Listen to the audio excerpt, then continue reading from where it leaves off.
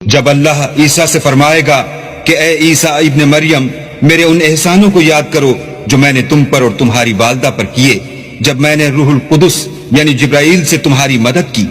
تم جھولے میں اور جوان ہو کر ایک ہی نسق پر لوگوں سے گفتگو کرتے تھے، اور جب میں نے تم کو کتاب اور دانائی اور تورات اور انجیل سکھائی، اور جب تم میرے حکم سے مٹی کا جانور بنا کر اس میں پھونک مار دیتے تھے تو وہ میرے حکم سے اڑنے لگتا تھا،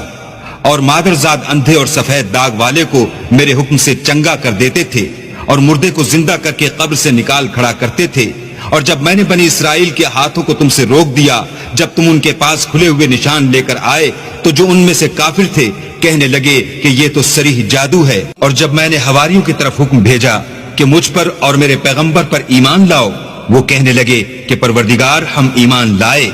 تو شاہد رہیو کہ ہم فرما بردار ہیں۔ وہ قصہ بھی یاد